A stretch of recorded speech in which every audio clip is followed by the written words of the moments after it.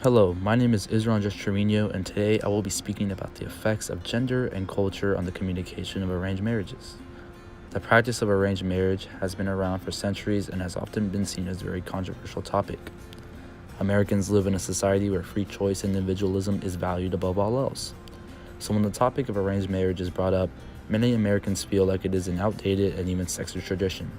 However, that ideal is not shared by all cultures.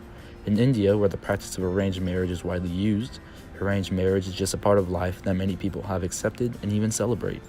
The practice of arranged marriage is one that is heavily influenced by the ideals and beliefs of a culture, and thus by examining the acceptance of arranged marriage in India, it is clear that arranged marriages should not be seen as a negative practice.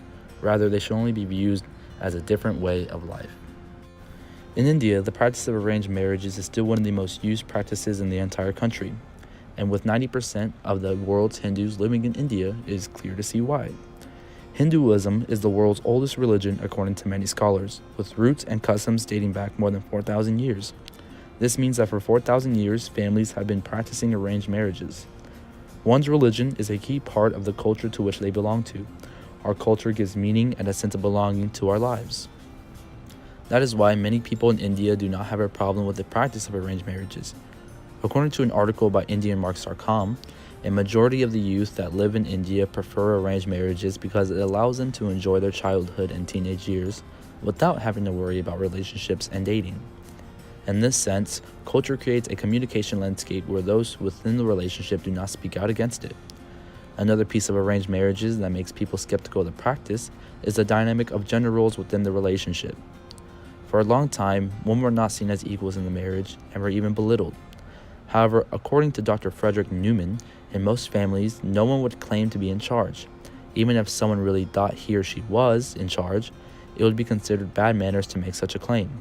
Both men and women who are part of these arranged marriages have accepted the roles to which their gender call for. The man in the relationship works and makes final decisions, while the woman in the relationship takes care of the household and raises the children. The acceptance of these gender roles allows for easier communication between pairs, and both parties understand their place in the relationship, and thus friction is lessened during times of tough decision-making.